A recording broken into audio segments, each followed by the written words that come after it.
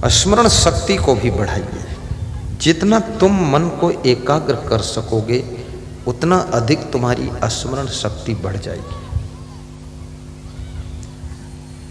विद्यार्थियों को memory power बढ़ाना चाहिए। कैसे बढ़ेगी मेमोरी? ऐसी मेमोरी तो सभी की स्ट्रांग होनी चाहिए, ऐसे बढ़ेगी मेमोरी। लंबी सांस खींच दीजिए। फुल ऑक्सीजन आपके माइंड में जानी चाहिए। ध्यान दो बाबा, ऐसे हर घंटे में कम से कम 5 बार। आपकी प्रधानमंत्री माननीय नरेंद्र मोदी ऐसे सांस खींचता है, इसलिए वो बुद्धिमान है, बहुत अच्छा भाषण करता है। तुम भी सांस खींच दिया करो। कितने लोग तो सांस इतना धीरे धीरे लेते हैं, नाक को पुन पुन पुन पुन चलाते हैं। ठीक से खींचो, ये टुन पुन मत करो।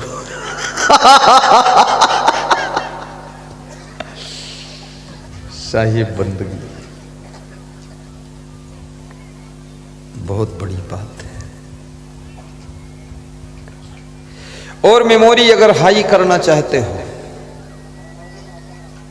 प्रसन्न चेतसो ही आंसु बुद्धि पर रोतिष्ठते। प्रसन्न चित्त रहो। जितना तुम चिंता ज्यादा करोगे बुद्धि कम होती चली जाएगी। जितना ज्यादा दुखी रहोगे बुद्धि का स्मरण घटता चला जाएगा। जितना ज्यादा तुम टेंशन में रहोगे तो खोपड़ी रहेगी, बुद्धि नहीं रह जाएगी। बस खोपड़ी लेकर घूमो, दिमाग खत्म। कृष्ण भगवान बहुत बुद्धिमान थे। क्यों? क्योंकि कृष्ण भगवान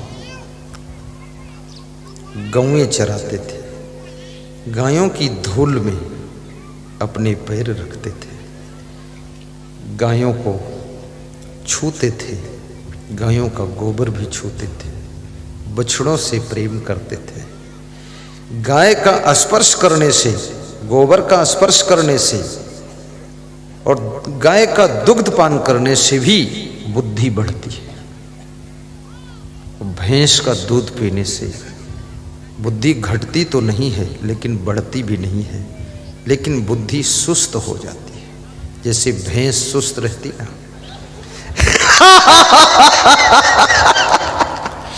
थोड़ा असर पड़ता है।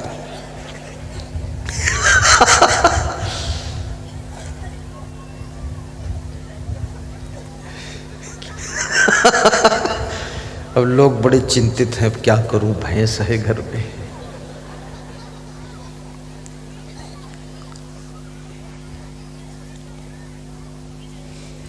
दौड़ने से बुद्धि का स्मरण बढ़ता है। जब तुम दौड़ोगे कपाल भांति स्टार्ट हो जाएगी।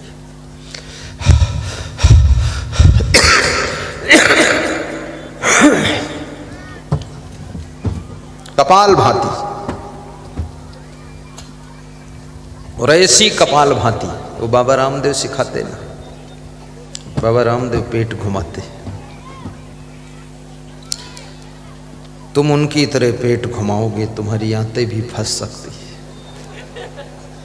बाबा की नकल मत करना। किसी बाबा की नकल कभी नहीं करना चाहिए। आहा, बाबा का मामला। कालू बाबा की भी नकल मत करना कि घर छोड़कर बाबा बनकर उधर बैठो।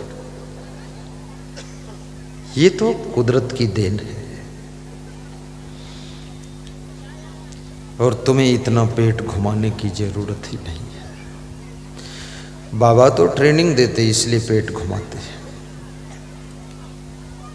अब तो बस दौड़ना संपूर्ण व्यायाम है। दौड़ने से बुद्धि का स्मरण बढ़ता है। गहरी नींद में सोने से भी बुद्धि का स्मरण बढ़ता है। गहरी नींद सोइए।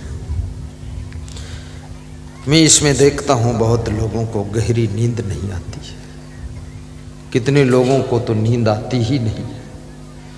कितने लोग सोते समय भी सोचते रहते हैं, कितने लोग सोते भी हैं, सपने बहुत देखते हैं, और कितने लोग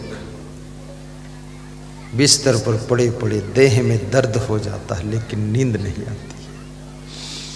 और गहरी नींद का सुख लेना है तो रात्रि का भोजन बंद कीजिए,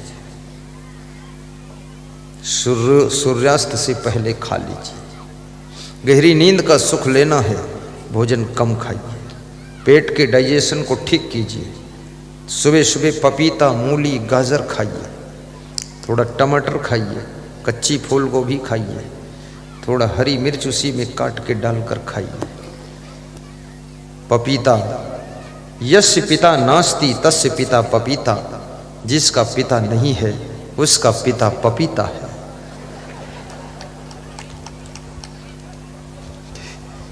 बहुत लोगों के घरों में 50-50 पपीता लगा है, बड़े खुश हैं कि एक पिता मर गया, 50 पपीता, ये 50 पिता। अब ये भी टेंशन है कि जब पपीता पिता है तो पपीता को कैसे खाऊं, पपीता खाऊं तो पिता को खा जाऊंगा। इसका सेंस समझिए, सेंस, इंग्लिश में सेंस कहते हैं, सेंस को हिंदी में भावार्थ कहते हैं। जैसे पिता तुम्हारे पेट का भरण पोषण करता है, ऐसे पपीता तुम्हारे पेट को ठीक रखता है। इसलिए पिता का स्थान पपीता को दिया गया है कि जैसे पिता पेट का इंतजाम करता है, ऐसे ये पपीता भी तुम्हारे पेट को ठीक करने का इंतजाम करता है। परंतु अधिक पपीता खाओगे यदि तो चर्म रोग हो जाएगा, सीमित पपीता खाओगे तो चर्म रोग खत्म हो जाएगा, एक दिन छोड़कर खाओगे तो पेट का रोग खत्म हो जाएगा, और सुबह शाम दोनों टाइम खाओगे तो तुम भी खत्म हो जाओगे।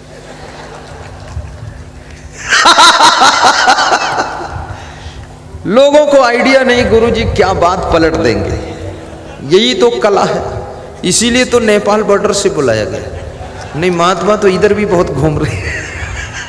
आखिर इतना खर्चा क्यों किया गया? कुछ स्पेशल क्वालिटी है कि नहीं देवी जी, बोलो। है? हाँ है कुछ। वाह वाह, मुझे लगता है मुझे इस निमाण में दोबारा भी आना पड़ेगा, आना पड़ेगा। अब मुझे लगता है आना पड़ेगा, लेकिन तुम नहीं बुलाओगे तो कैसे आऊंगा? ये भी संकट है, क्योंकि ऐसे थोड़े आ जाऊंगा।